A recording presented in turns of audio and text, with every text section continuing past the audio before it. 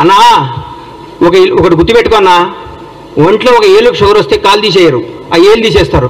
Project ఏం కొనుగొట్టాలని చూడలేదు, దాన్ని రిపేర్ చేస్తే ఆ ఏలు తీసేస్తే పెరగకుండా చూస్తున్నారు. ఆ 3 పిల్లలతో బాగవుతుందని 3 పిల్లలు బాగు చేస్తే బాగవుతున్న వాళ్ళు రాసిమనండి. రేపొద్దున పెద్ద విపత్తు వస్తే కూడా మాదే బాధ్యతను రాసిమనండి. ఒకవేళ పొరపాటు మేడిగడ్డ పగిలిపోతే, మేడిగడ్డ పడిపోయి కొట్టుకోపోతే బీఆర్ఎస్ ప్రభుత్వం బాధ్యతను రాసిమని చెప్పండి. వాళ్ళు చెప్పినట్టు చేస్తారు.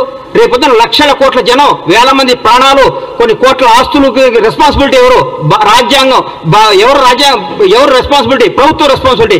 ఏది మంచో ఏది న్యాయమో అది చూస్తారు. మొత్తం పగిలిపోతే పనికిరానప్పుడు తీసేకేం చేస్తాం సార్? పనికి రానప్పుడు తీసేకి ఏం చేస్తారు? పనికి వస్తే పడగొట్టడానికి పిచ్చోళ్ళు ఇల్లు. పడికి వస్తే ఇంతమందికి ఉపయోగపడేది ఉంటే ఎందుకు పడగొడతారు దాన్ని? మీరు తప్పు చేస్తున్నారు. మీరు 3 పిల్లర్లు వస్తే, మనిషిలో 3 పిల్లర్లు వస్తే దాని రేపు 3 పిల్లలు 30 పిల్లర్లు కాకుండా దీన్ని అరికట్టాలి. లేకుంటే 3 పిల్లలు రిపేర్ అయితే కదంతా బాగొద్దు వాళ్ళు రాసిమనండి.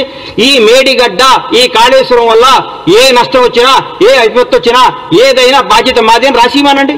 దాని ప్రకారం పోదాం. రేపైనా పొరపాటు జరగడం జరిగితే కొన్ని వేల ప్రాణాలు, లక్షల ప్రాణాలు పోతాయి, కొన్ని కోట్ల ఆస్తులు అన్యాయం అయిపోతాయి. ఎవరు దానికి రెస్పాన్సిబిలిటీ? నువ్వా కేటీఆర్ రెస్పాన్సిబిలిటీ?